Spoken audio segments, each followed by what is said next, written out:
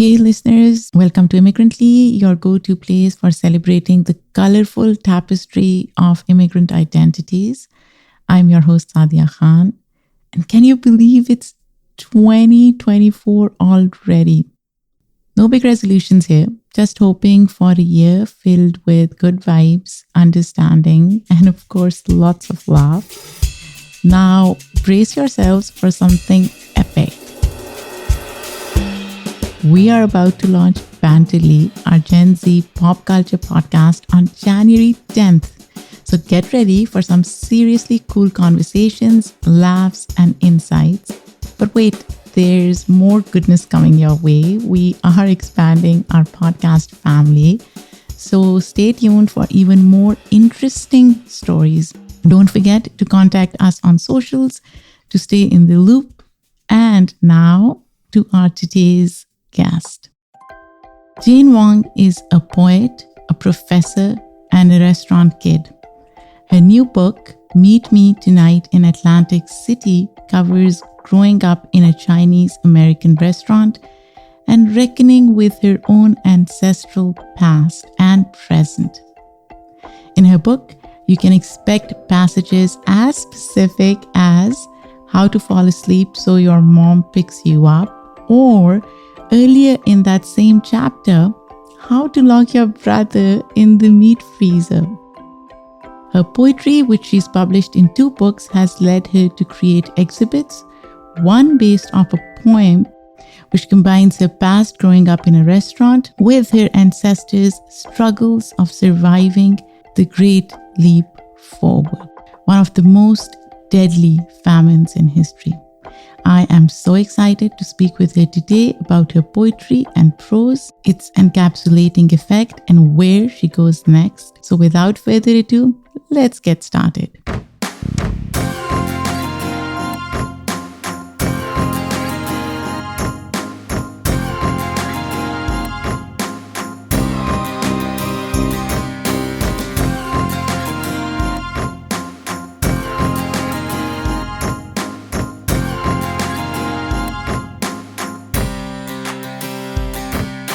How are you doing, Jane? I'm doing well. I just had some tea, so I haven't eaten yet. You're on the West Coast, right? I'm on the West Coast, but I feel like I'm a perpetual teenager. I wake up so late these days. I don't know. You know, I do the same thing. I woke up really late today, and then I had to go to the gym to wake myself up. And I've not had anything to eat since morning. I'm just having my coffee, although I am on the East Coast and it's 1:17 here. We need to go eat. I think that's what my mom would say. She would be like, I don't know what you're doing, both of you, but you need to eat some breakfast. You're absolutely right. Talking about your mom, Jane, you have this beautiful relationship with your mom, which you talk about in your memoir. And we will delve into that during the interview. But I want to start with your memoir. I know you shared a few memories, in fact, many memories from your time at your mom's restaurant in New Jersey, right? Talk to me about a few memories that you cherish to this day.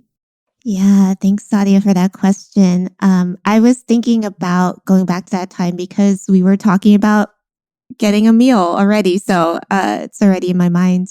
It's so funny. I think that when I go back to that restaurant today as an adult, there's still another Chinese American family there.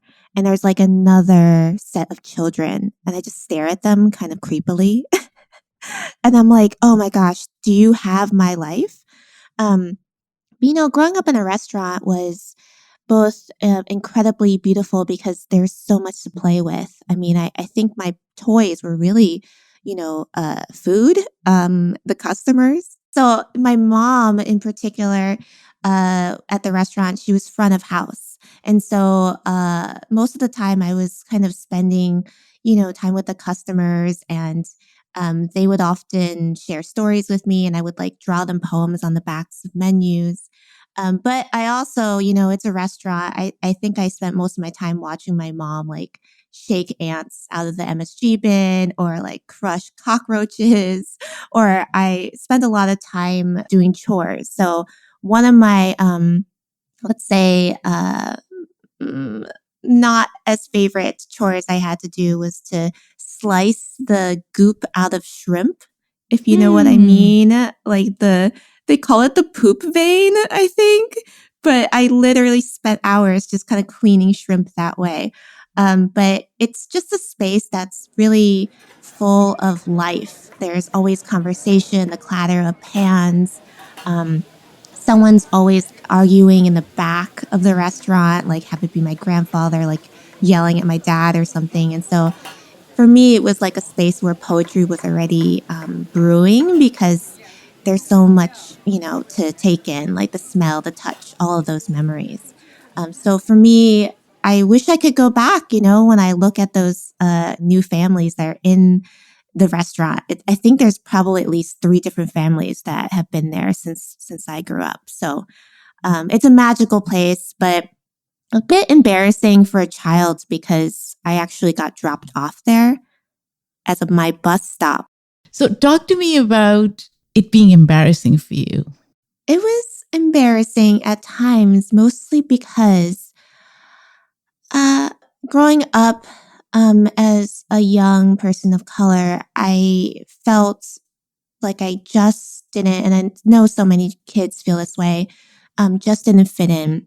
And when I say that, it felt almost kind of like all I wanted to do was just like go home to a family that worked 9 to 5, that had dinner at like 6:30 and like the ice pops, right? And I was at the restaurant till 11:30 p.m., I would fall asleep on sacks of rice because it was so late. And it was embarrassing to be dropped off at the restaurant as your bus stop. You were just that weirdo kid. I was so embarrassed whenever families from school would come and pick up their Chinese takeout orders because I would hide in the back because I didn't want them to know that I was the restaurant kid and that we didn't have money for a babysitter or any of the kind of, things that I learned about in school. Like I discovered that I guess kids get grounded in their bedrooms if they were in trouble. And I was grounded in the restaurant in the bathroom. So, yes. So the funny thing is customers would use the restroom and my mom would say, okay, but Jane's in there and she's in trouble. So make sure you tell her to go back right after you're finished. Jane, do you have siblings? I have a little brother who's not so little anymore. He's in his like late 30s. But he also misses the restaurant. Truly, it's like kind of something that binds us together. Even though we live very different lives now, he was there with me the entire time at the restaurant. And we caused a lot of trouble. I'm not going to lie. Definitely taught him how to throw eggs into a parking lot. Oh my gosh. He's going to be so mad when I tell this story because I think I've told it to a few friends. This is my brother voice, but he's always like, Jane, stop it. But one of the things that we did, we had a huge empty parking lot at the restaurant. And there was the circus one day, like the circus came to town. And I was in charge of my brother always at the restaurant to watch him. And I went over to find him by the kind of like sand pit we usually play in. I couldn't find him, and so I lost him. So I go into the circus, into the back area, and there's like elephants there. And I find my brother basically playing in a pile of elephant poop. Yeah. How old was he at the time?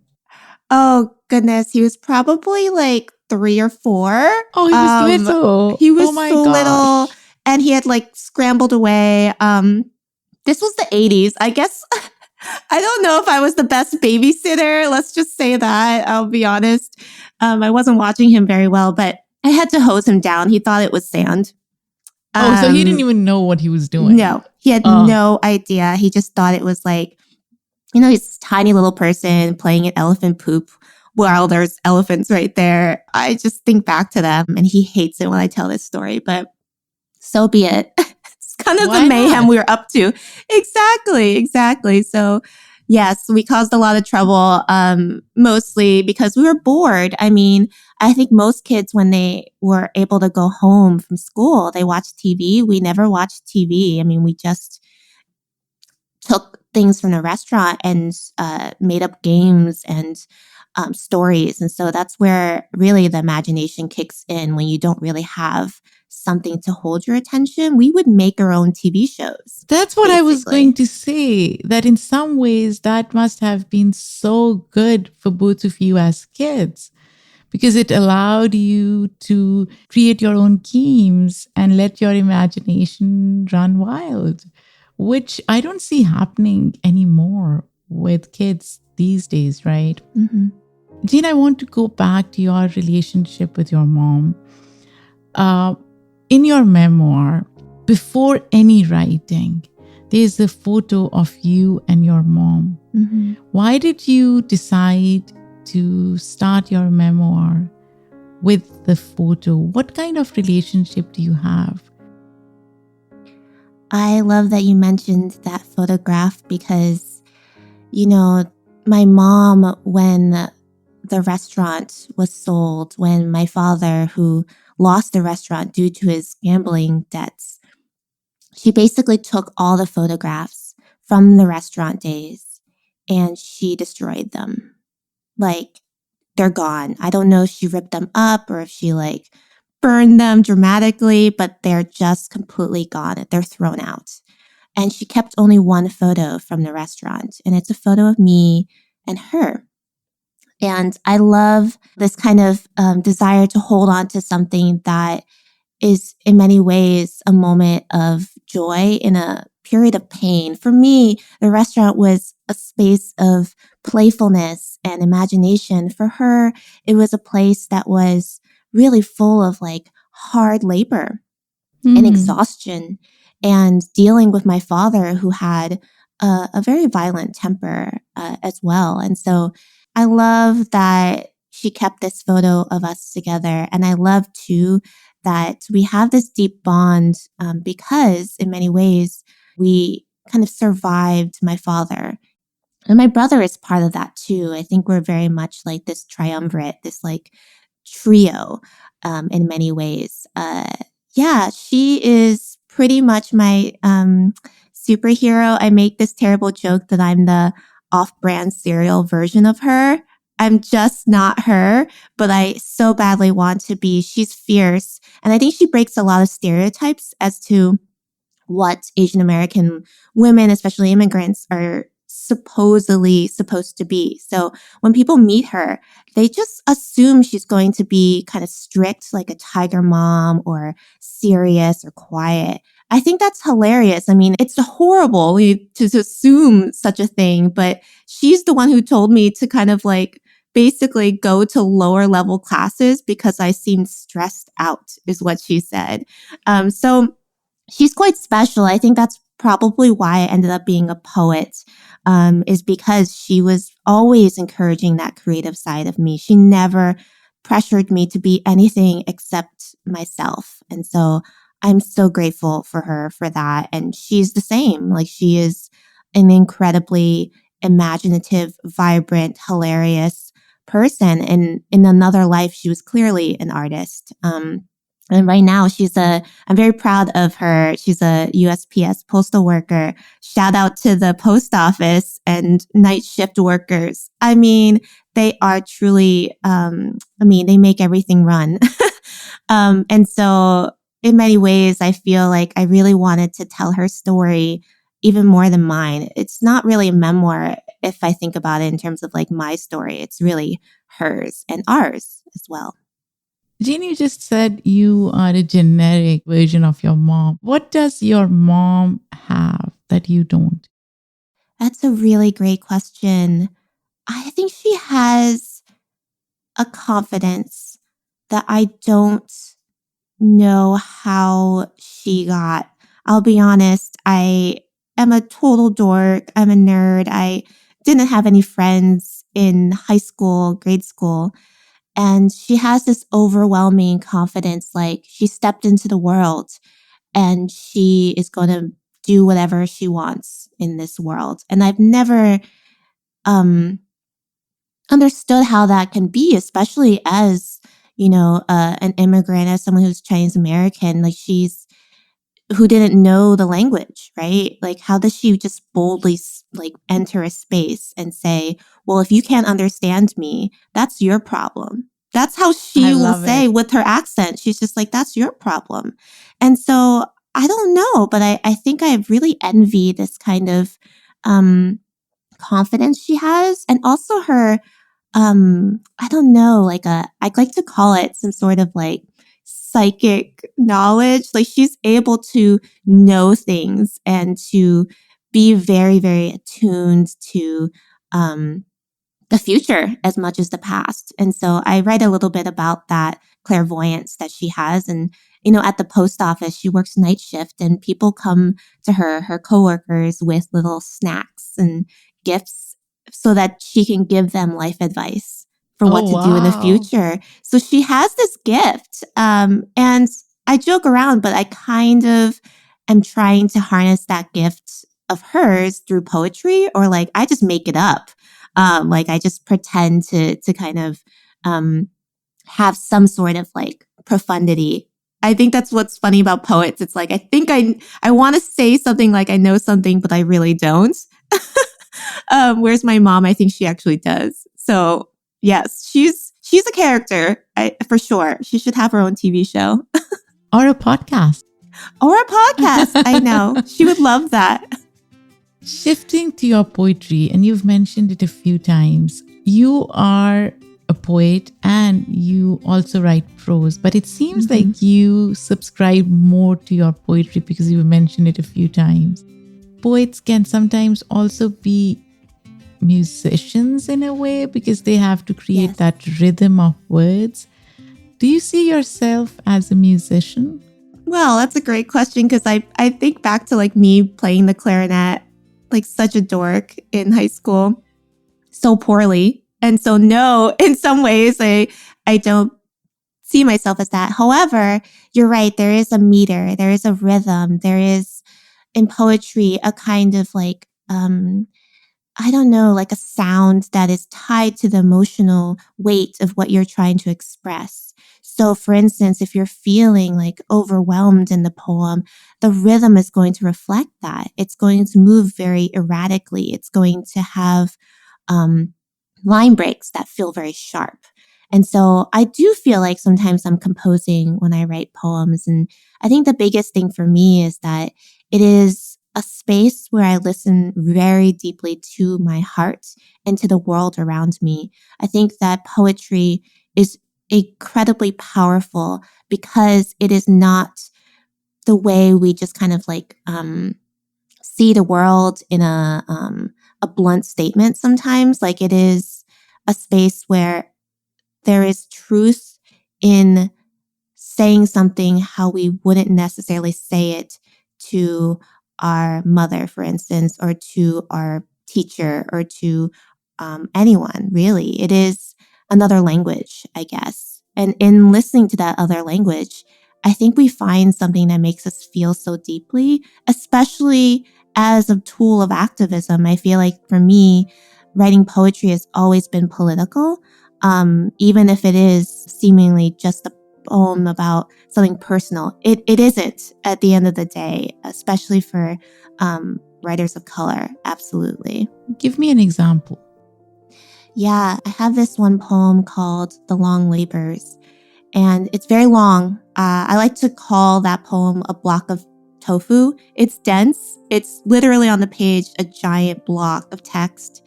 And in that poem, I talk a lot about what we're talking about now, like the labor of my mother and working at the restaurant. And her hands have so many scars and so many paper cuts from working at the restaurant, but also at the post office. And her physical labor, like giving birth to children, and the labor of all of my family too, right? Like, I grew up incredibly working class, low income. And so I think about the stories of folks who don't necessarily have their real teeth, like my mother doesn't.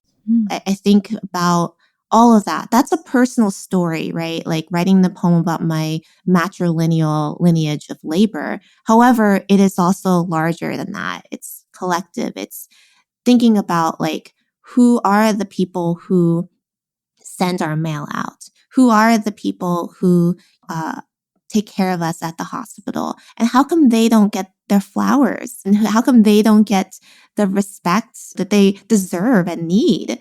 And so, in many ways, like that poem for me is also a moment for me to think about, what does it mean to be a professor now? What does it mean for me to move in a different class setting? Upward mobility is very uncomfortable for me. I think that the poem expresses some of that discomfort in an honest way. And, writing about it in prose is a part of that too. But I think there's something about poetry that I feel a little more guttural, maybe. Why do you feel uncomfortable? I love how that you go straight into the deeper layers, like a buttery croissant. Like, oh, I'm uncomfortable because I don't want to forget where I come from. And that can be really uncomfortable for me as I move into a different class, mostly because I know that feeling. Like I'll go to like a fancy grocery store, right? And I'll buy a really nice orange. And I'll think to myself, I should give this orange to my grandma. And, sometimes I'll try to gift her like really nice fruits.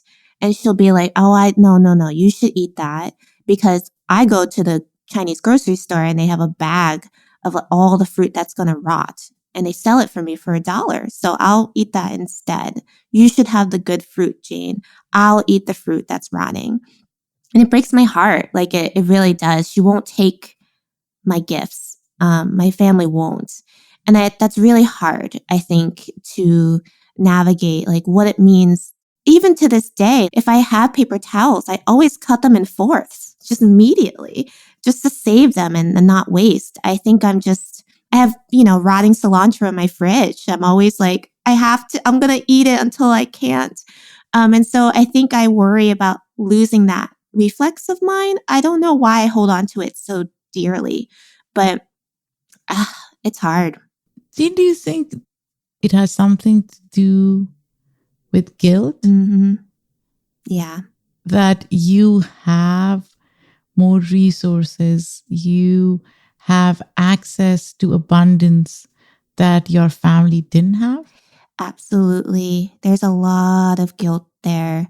And, in my books, both the memoir and my poetry books, I write about how I so badly want to go back in time and like give this to my family members, especially food.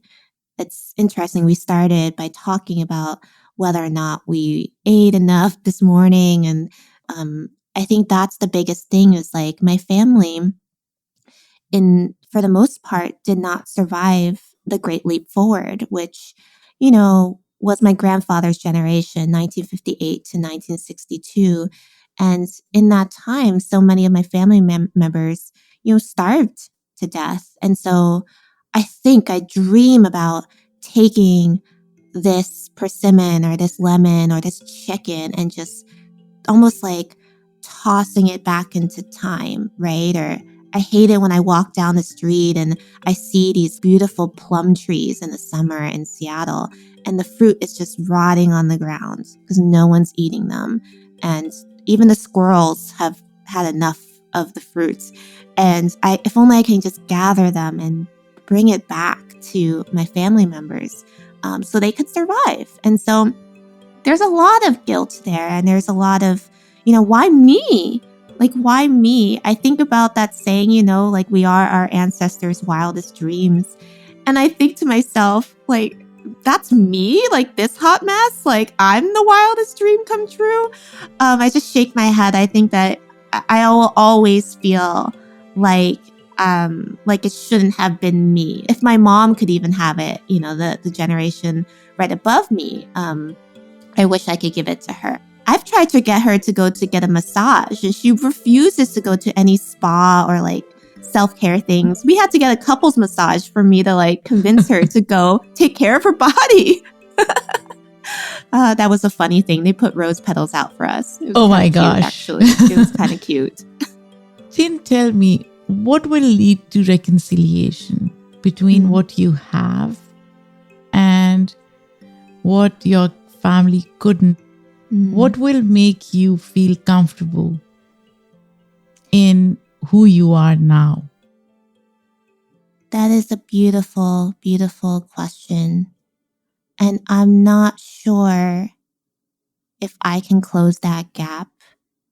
I think it is more vast than I can ever imagine, because even if I tried to give them what they deserve and what they needed to survive, I'm not sure if they would take it. And that's what's surprising me about the whole process of writing as a means to communicate with my ghosts and a means to shine a light on who my grandmother is, who my grandfather is through my writing, is that they don't necessarily want it. Like they're not going to take it because they'll say to me, well, that's yours. We're doing this for you. And I'm like, but you, you deserve that too. I wrote a lot of letters via poetry to my ghosts, to my ancestors who did not survive the Great Leap Forward. And they actually answered me a couple years later, and I wrote this poem where they write there. It's in their voice, and it's called "After Preparing the Altar, the Ghosts Feast Feverishly." And in that poem, they literally just say like, "Stop writing to us. We are just wanting a giant party. So can you just make sure to bring the pizza?" Like they're kind of funny. They are just like, in many ways, they're just like, well, don't try so hard to give us what you think we want. You're what we want. And that breaks my heart because it's like, but I can't stop trying to go back in time. So that's a beautiful question about reconciliation. I'm not sure if it's possible, but I will continue to try forever, I think, especially through my writing. I think that's the only way that I can express to them that this is something that I want them to know, that I'm thinking of them. We often forget our ghosts, right? And I speak to them each day, and I feel grateful that, they're still in my lives. They're not gone necessarily, even if I haven't met them.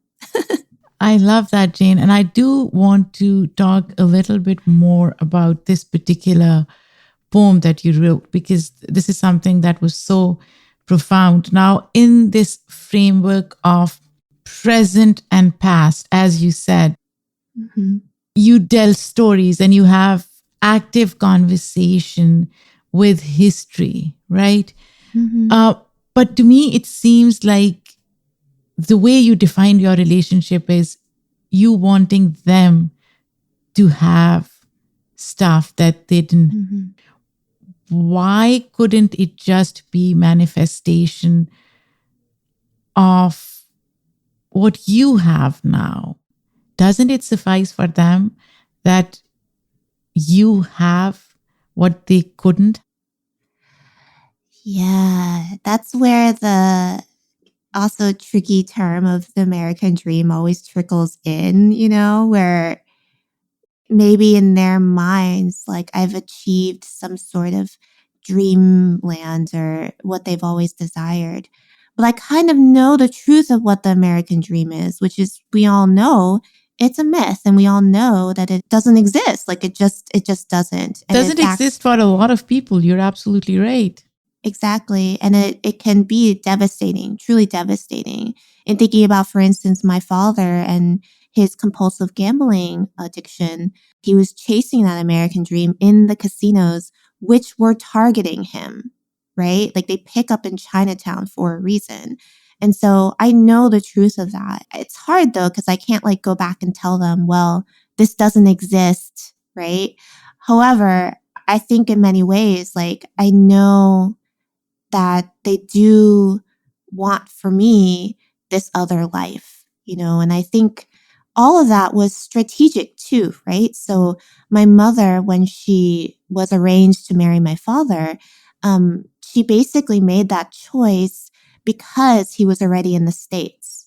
And so I think about my life too. If I had stayed in the countryside, in China, in Toisan, like, I would have been a totally different person now. I'm not sure what path my life would take. I also teach a lot of Asian American literature as a professor, and I have been fascinated by, like, these days there's so much with parallel lives, or of course everything everywhere all at once. But we think about, what if this happens, right? Especially as immigrants, like, what happened if so and so moved here, or did this, or moved back, right? Or you lived elsewhere. I mean, so much could have happened. I think you're right, though. I do feel like at some point I have to make peace with it, in terms of me being the embodiment of maybe what they had hoped for. But I'm never going to be, I suppose, the ultimate, I don't know, dream of what that is, because that's a lot of pressure too. I feel like I'm the first in my family to also graduate high school, go to college, go do my all of it, doctorate. So that was that's a lot of weight to carry on your shoulders as the first. So I had to give myself some, like, I guess, some ease as well. I want to circle back to what you said about talking to your heart through your poetry. Mm-hmm. And I wonder, in this moment, what is your heart saying to you? In this moment, this very, very moment, it's hard, because my heart is, in many ways, like so many of us, our hearts are breaking. There's so much grief. There's so much violence happening in Palestine that my heart in many ways feels fractured. And I think that, so many poets right now are speaking up and speaking out for a ceasefire. And I think that that's really where my heart is right now. And that's not separate, I think, from my own family's kind of history and lineage of trauma too, but it is different, of course. But I think that there's a lot of grief in my heart right now that I think needs to be kind of mended alongside other hearts. Like, my heart is not mine right now in many ways. It is tied to so many other hearts, and what can happen when we kind of gather our hearts and our words together to facilitate change and action. I mean, I always return to Audre Lorde and thinking about, poetry is not a luxury. It is a vital necessity of our existence. I'm paraphrasing, but it is a tool for action and a tool for change. First made into language, then into idea, then it is into more meant to name the nameless. Poetry is the way we help give name to the nameless so it can be thought. And so that's where my heart is right now. And I don't know, sometimes we lose faith in what poetry or words can do, right? But I always return to that we are desiring poetry more than ever now. We're desiring music, right? You were talking about music before, to do that work as well. It's the heart's work. It's emotional to really think about how do we connect with the necessary reportage, in addition to the more kind of emotional interior reflections that people are sharing. I definitely feel very grief-stricken, but in community in that grief as well. Jane, our episode will release in January, and I really hope and pray and wish that there is a ceasefire by then. But you're absolutely right. We are all physically, emotionally drained, tired, worried. We feel helpless most of the time. But we do what we do best. we create content, and we do activism through it. I do want to talk about one of your poems, and I have this interesting question. You have There's so a many interesting questions, Sadia. I'm like, wow, I was not prepared for how deep you were going to go. Even though I've listened to your podcast many a times, I'm like, I know what's coming, but you have this poem called The Waiting. And in that poem, you say, sometimes what comes to us, we never called for. Mhm. And I was wondering if you could expand on this statement. How much of your writing do you purposely bring forward? And how much does it show up naturally as you untangle past memories? Ooh, thank you for reading that line of mine. Sometimes I forget what I wrote, to be honest. I'm like, ooh, that sounds really intense. Um, I, I say this to my students when I teach poetry, and in many ways, poetry is the space where we want to better understand a feeling or something in our lives and the world around us. And I think that I often begin a poem by thinking where I know where I'm going, and then it takes a turn, or that's called the volta in, poem language, is that something always shifts and something opens up that you didn't expect. It's kind of like, when we discover that there's more ocean floor underneath the ocean floor, there's always something else. And I think I write in order to figure that out. A kind of strange example of when that's happened to me is that I wrote this memoir, and in the memoir, um, I speak about how I am estranged from my father, and I've been estranged from him since I was a kid. And I haven't seen him in probably 16 years. I've seen him here and there for other little kind of family things, but I really haven't seen him in many, many years. And I would have never thought I would see him again. I would never think that I would go back to Atlantic City, even, which is the place that felt so haunted to me. But again, like something arrives, right? That you weren't necessarily asking for, is that after this book, writing this book, I felt a deep desire to see him, like a visceral feeling in my heart that said, you need to go see your father.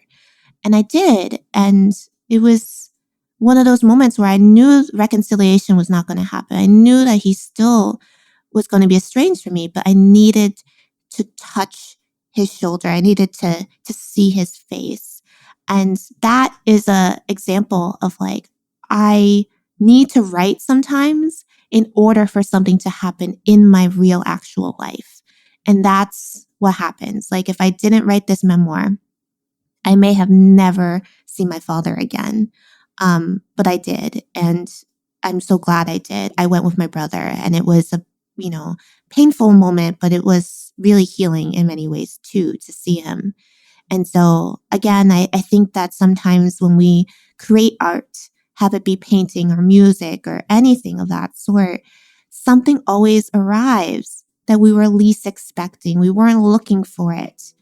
But here it is. It's not the answer you think you were going to get. It's not where you thought you were going to go in the poem or the song or the painting. But here it is. And it's looking at you in the eyes and saying, what are you going to do?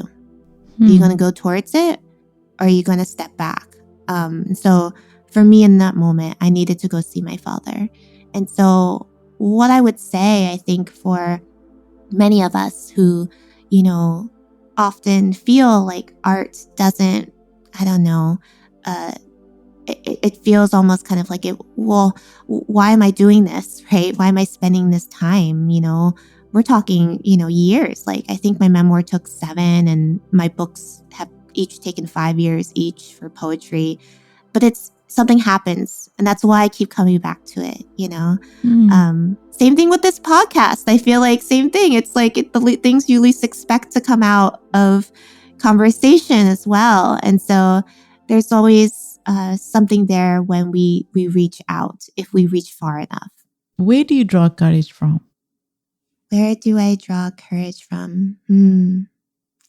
I really think that I draw courage from friends. I think we underestimate the power of friendship. And my mom is my best friend. And so I think I draw courage from the courageous acts of others and people who I know will be behind me when I get too tired to fight. That's where I find the courage. It's the knowledge that people have been through this before and they have, in many ways, like survived through different generations, right? So I guess my ghosts are my friends too. So I don't think it comes from within, actually, my courage, whatever, tiny pieces there are of it some days, definitely comes from others, from community, from friendship. My friend Michelle always texts me every so often this little quote, and she says, "You are easy to love." And that gives me so much courage because it's like, well, if people love me, I love people too. It's love ultimately that gives me that. And rage. That's like another whole topic, but Why not? Why not? Rage also gives me courage. That's part of love, isn't it? To be so angry that things are happening the way that they are can lead to that courage to kind of speak up and to write. I love it. Jane, in the end, if you were to define the United States of America in a word or a sentence, how would you do that? I would define it as a place that is in need of nourishment. I love it. Yeah. That's so true. Yeah. That is so true. On that note, thank you, Jane. This was so good. I'm so glad we spoke about so many important, interesting, profound things. I'm glad we sat down. Yes. I'm so glad. I really appreciate you and the work you do. And thank you. Hoping in many ways, I speak in poetry language often, but that our hearts link together in the way I was talking about, They did. They absolutely did. Thank you, Jane. So, as with most of my guests, this is the first time I sat down with Jane. And let me tell you, she seems like one of the most generous, kind-hearted, authentic people. I had so much fun, but I learned so much from her. She is honest. She is emotional. She owns her identity unapologetically. I hope we can have more conversations like this in the new year. If you have any suggestions for guests, ideas for our narration episodes, do write to me. You can reach me at sadia@immigrantlypod.com. Also, if you have any thoughts about this particular interview and you want to share with me, send me a voice memo. And who knows, we may play it in one of our episodes. This episode was produced by me, written by Bobak Afshari and me. The editorial review is done by Shay Yu. The music for our podcast is done by Simon Hutchinson. Our editor for this podcast is Ellery Groth. Come back next week when we have another incredible story to share with all of you. Take care.